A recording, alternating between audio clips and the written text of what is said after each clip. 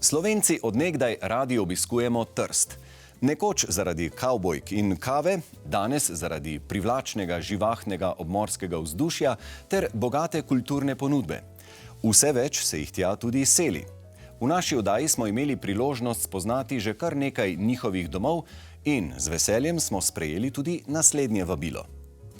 V večstanovanjski meščanski hiši, kjer je nekoč živel znani italijanski pesnik in pisatelj Umberto Saba, je stanovanje za svojo mamo in pisarno zase uredila slovenska arhitektka.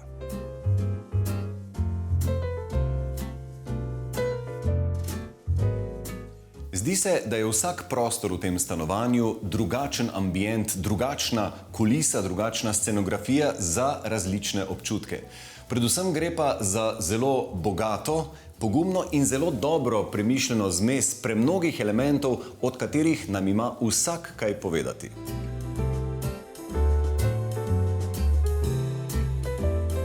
Ana, pozdravljeni, danes sva v Trstu, pa mi najprej povejte, kakšne niti vas vežejo na to mesto?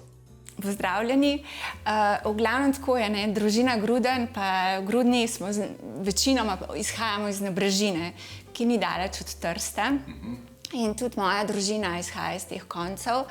Kot otrok sem pa živela, veliko časa sem preživela v Sežani pri svojih starih starših, tako da mi je bil Trst blizu. Naučila sem se italijanščino že iz italijanske televizije, ker so imeli tam boljše filme na kanalih in to okolje mi je kar domačeno.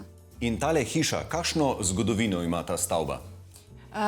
Ta stavba je zelo zanimiva stavba, poznana je predvsem zaradi tega, ker je tle živel italijanski pesnik in pisatelj Umberto Saba.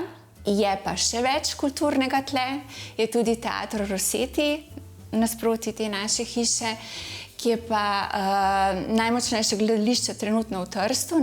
V glavnem lega naše hiše je res izjemna. Stanovanje obsega dobrih 80 kvadratnih metrov, vendar zaradi visokih stropov, kar 3,3 metra, deluje večje.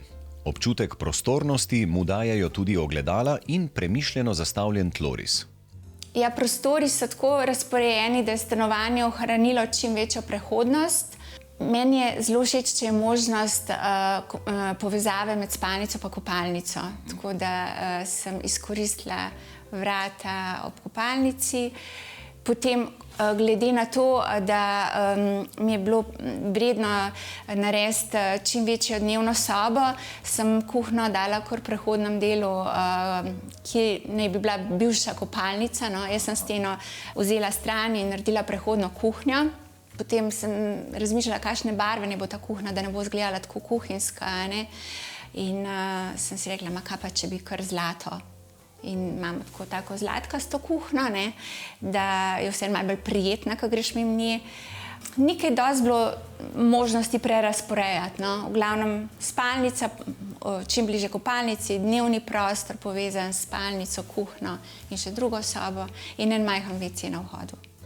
Ker se je ponudila možnost, so v stanovanje naredili dva vhoda. V manjšem delu je trenutno pisarna s kopalnico, možno pa je tudi prespati na podestu. Tukaj so te stare stopnice, ki sem jih zagledala pri mojem prijatelju že pred 9 leti in sem jih večkrat probala že vgraditi in ljudi prepričati, da jih nekam prodati po domače, ja? Ja, ampak zgleda, da so čakali prav name, ker se je tale dimenzija slučajno idealno izšla in so pristala tukaj. Čudovito. Ograja tega podesta je pa iz Berlina, tele šprikalice. Kaj pa drugega? Ja, ki jih je pa moj slovenski kovinar lepo skombiniral, tako da deluje to ena celota in pač dodaten prostor. Sicer pa se res ne bojite kombinirati veliko materialov, veliko barv, vzorcev, veliko eklekticizma je tukaj prisotnega. Ja, pri tej prenovi, kot pri vseh prenovah, vedno rečem te stvari, ko so fiksne v stanovanju, kot so parketi, vrata, keramika, naj bojo kvalitetne. Ostalo pa je lahko glede na finančno stanje naročnika bolj pomično ali pa spremenljivo. Kot so že omenila bližino Sežane in mojega otroštva, me je tukaj inspiriral spomin na mojo babico, Ker mi smo živeli takrat v eni hiši, sicer jaz sem rojena v 70-ih letih, ampak tista hiša je bila pa narejena v 50-ih in v 60-ih in takrat so bile tako ponovadi, vsaka soba je bila druge barve, druge pastelne barve. In zdaj sem si pomislila, je pa možno to spet malo oživiti, pa prinesti spet v prostor, ne?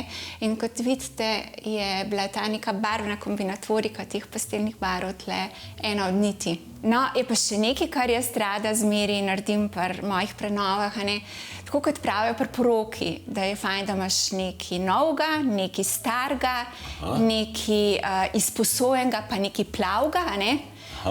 Tako tudi jaz rada malo pokombiniram stvari, da naredim kakšne stare stvari vzamem, pa potem tudi seveda nove, potem kakšno podarjeno stvar dam. Tle pa slučajno je pa res celo plav tepih, no, in plava miza. Številni kosi pohištva so posebni in pripovedujejo zanimive zgodbe. Naprimer, jedilno mizo, ki je srce stanovanja, je arhitektka uporabila pred 13 leti že pri opremljanju nekega drugega stanovanja. Ko se je lastnik kasneje preselil, je mizo odkupila nazaj in zdaj je svoje mesto našla v Trstu. Druga miza pa je nastala iz starih šivalnih strojev. Pult mi je bil pa tako zanimiv, ko sem ga videla. To je iz nekega slikarskega ateljeja, vidite, da ima različne barve gor, malo je podelano, tolčenja in se mi zdi to taka fina delovna miza, ki jo tudi če jo malo uničaš, ni nič hudega, daš pač svoj pečat, ne. Je pa tudi dosti prijetna, ker je ozka in dolga, tako da lahko veliko stvari na njo odložiš. Miza, na katere ne moreš nič narediti narobe. Nič. To je pa kitajska omarica, ki je zelo zanimiva, tako da je brez šravfov narejena, ne. Tole je vse takole, a vidite? Wow. Ja, to je zelo stara kitajska omarica, je pa na vratih, na vsakih vratih je drug letni čas. Poletje, pomlad, jesen in zima, tako da Bog ve, koliko je stara ta omarica. Jaz imam rada recimo te kose, ki so starejši od nas in upam, da nas bodo tudi preživeli. Ja, nas bojo, ja. To so kosi z eno posebno izkušnjo in skrivnostjo.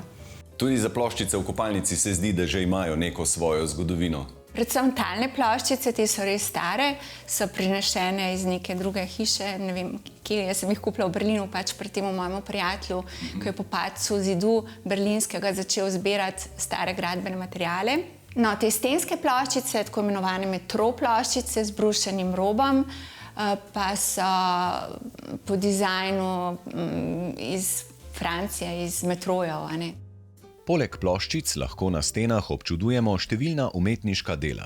Slike Lojzeta Spacala, Roberta Hlavatija in Jožeta Cjuhe, fotografijo Žiga Koritnika in Nuka v Ljubljani, Bambija Alenke Sotler, medtem ko centralno mesto zaseda Srečko Kosovel.